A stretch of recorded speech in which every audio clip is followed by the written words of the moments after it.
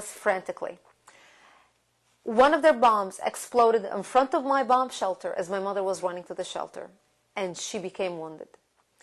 When she became wounded, we had nowhere to take her in Lebanon. Our only lifeline was Israel. That's where all the sick went to get treated. That's where all the wounded went to get treated. Medical treatment free of charge to anyone that needed it. For 7 years, when Israel took care of us. We took my mother to get first aid at the Lebanese hospital in my town, which was a shell of a hospital. There was one Israeli doctor and 2 Israeli nurses on duty. They gave her first aid, and we put her in an Israeli-donated ambulance and drove her to the border. It was a 10-minute drive.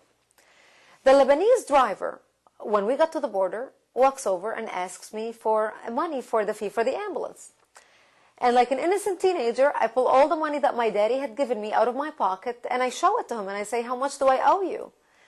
And he looks at my money, and he says, "Give me 30, which was half the money I had.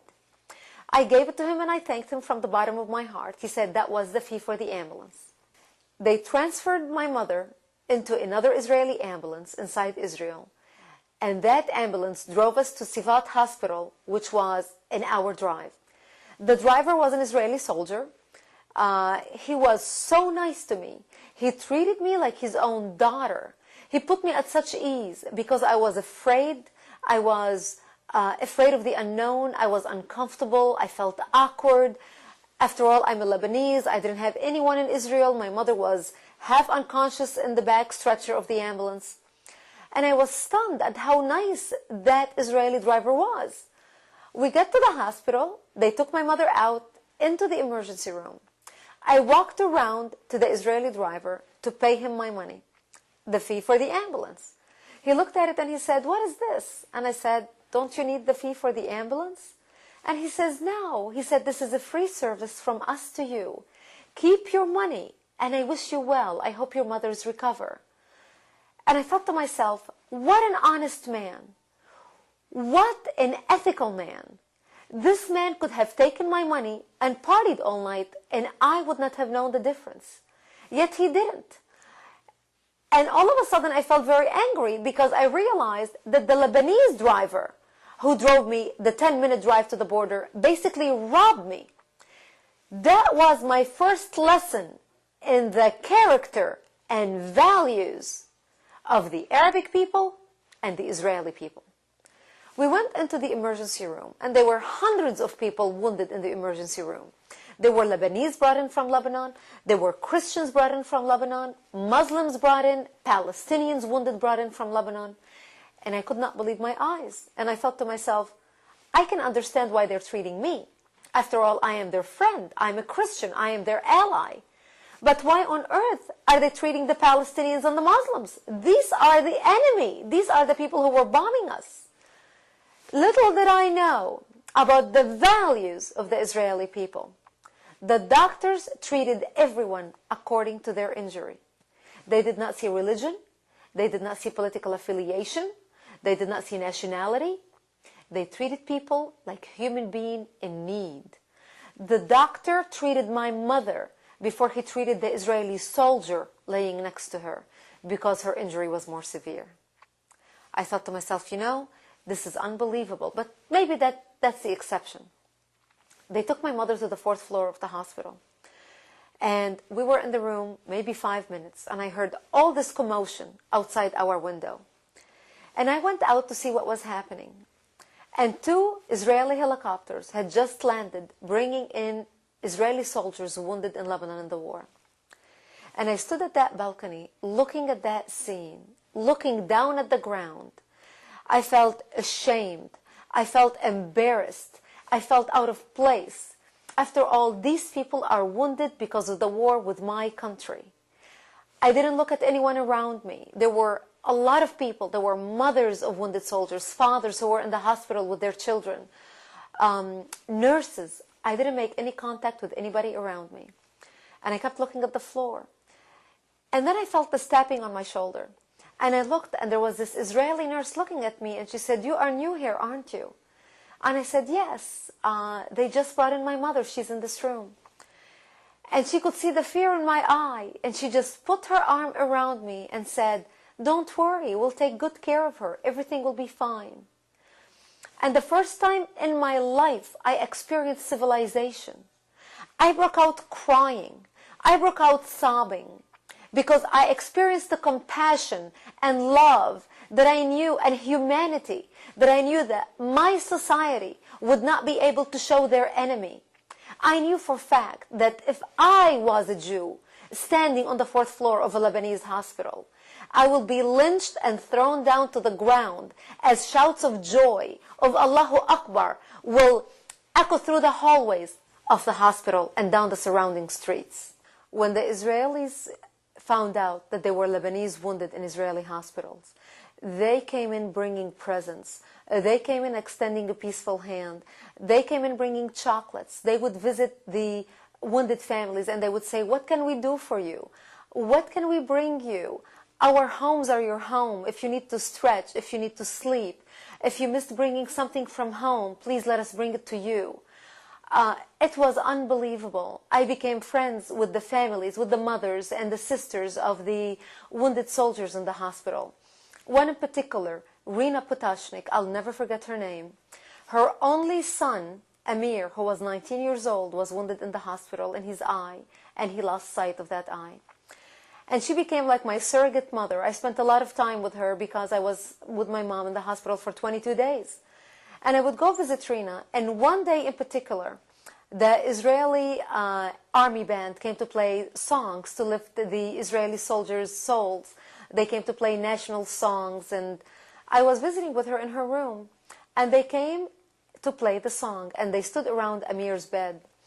And I felt so out of place. I started walking out of the room, and she started crying, listening to the music. And when she sensed that I was walking backwards, so she wouldn't notice me even leaving the room, she pulls me by my hand, brings me back inside, and she hugs me, and she says, it's not your fault. And we both stood there crying. And I thought to myself, what a contrast between her, a mother looking at her only child, only deformed child, and still able to love me, the Arab. What a contrast between her and a suicide bomber's mother, who sends her only son and daughter to strap bombs around themselves and blow themselves up to smithereens just to kill a Jew or a few Jewish children. I spent 22 days at the hospital. Those days changed my life. Those days changed the way I believe information. I watched television. I listened to the radio, because I realized I was fed a fabricated lie about the Jews and about Israel that was so far from reality. I realized that it was my culture that taught hate. It was my culture that was unable to love and show compassion to their enemy in their time of need, the way the Israelis were able to show compassion to the Palestinians, to the Muslims, to the Lebanese at their time of need. And I realized the difference in values and character between the Arabic society and the Israeli society. And that's basically where the problem stems from. It's a difference in values. Well, then what happened after your mother finished her treatment in the hospital? When my mother finished her treatment in the hospital, we had to go back to Lebanon. I was delighted to be back because I missed my father so much. We had been gone for a while. But it was a double-edged sword because I did not want to go back to Lebanon. And the minute we crossed the border, I felt I am crossing back into the gates of hell. And I didn't want to cross. And I remember grabbing onto the barbed wire to the point where it cut the palm of my hand. I was bleeding, telling my mother, crying, please don't take me out of here. I do not want to go back into Lebanon. And she looked at my face and she said, and who's going to take care of me and your dad? I was an only child. And I didn't know what to tell her. I had to go back to Lebanon. And I felt I was being sentenced back to hell. I went into depression. I was very depressed. I didn't want to leave the house. I stayed home. All I thought about was my days in the hospital. Because I left my heart in Israel. I left my heart with people who taught me humanity, who taught me respect for humanity, respect for human life. I was able to see a side to the Israelis that I know for a fact did not exist where I come from. They had respect for humanity that I didn't know of until I went to Israel. They had compassion. They had values. They had principles that were foreign in my culture. I was so depressed, and I vowed that one day I will be back to Israel, because those are the type of people I want to be like. These are the type of characters I want to adopt. And I ended up going back to Israel 3 years later to work in Jerusalem. Well, then how did you get back to Israel? I got a job working as news anchor for World News Tonight in Jerusalem. And it was a dream come true. I never, beyond my wildest dream, ever thought that I will be able to go work in Israel in such a profession that gave me the ability to meet world leaders and be exposed to information and be able to judge information that was not filtered through the Arabic filters and through the Arabic propaganda. I was able to make decisions and learn about situations in the world where I can evaluate and form an opinion, my own opinion, based on factual information without the exaggeration and the propaganda of the Arabs.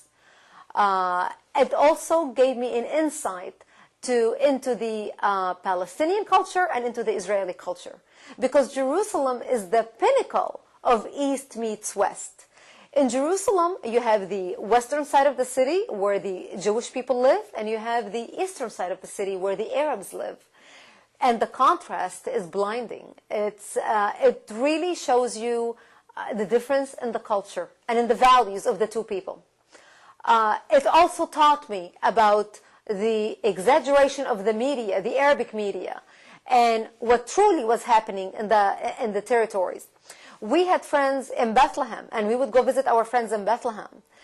And our friends were Christians. And it got to the point where the Christians were afraid for their lives because they were so intimidated by the Muslims, by the Palestinian Muslims.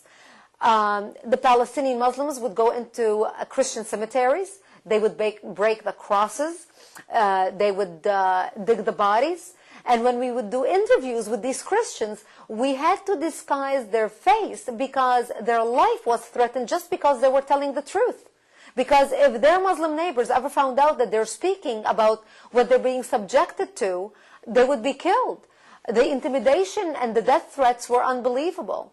In the old city of Jerusalem, when I was working as a news anchor, in the Christian quarter, a few Christian girls were walking back from Catholic school, dressed in the Catholic uniform.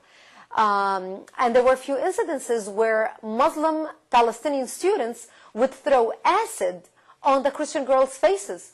A couple girls were deformed because of acids and had to be taken into Israeli hospitals. I was able to see the Israeli side that always believes the best, hopes for peace, teach their children that one day we're going to have peace with the Palestinians. One day we're going to have peace with our Arab neighbors. And we're going to do everything we can to achieve that peace. Yet you would go visit the Palestinians, and the Palestinians teach their children, one day we're going to kill all the Jews and drive them into the sea. I saw nothing but two faces. One, a face of hate and evil, and one, a face of love and compassion. And that's what the situation is between the Palestinians and the Israelis. Well, what sort of danger did you face from Islamic terror organizations while you were in Israel? I was very worried for my life, because in the Middle East, when you speak the truth, when you report honestly about the facts and what's going on, your life gets threatened. Because if the Palestinian media cannot control what you're saying, if the Arabic government cannot control what you're saying, you are a major threat to them, because you are informing the population of what is truly happening. And that's what I did when I worked for Middle East television. They tried to assassinate me in Lebanon. They tried to shoot at me one day when I was walking home. They thought I was dead. I played dead in a ditch until they left, and then I crawled home. They chased me in Israel twice. I was chased for 2 hours, one time between Tel Aviv and Haifa. I traveled wearing different wigs so people would not recognize who I am. I would always disguise my appearance. People in America do not realize that here in this country, We can voice our opinion. We can even cuss the president on national television. And we never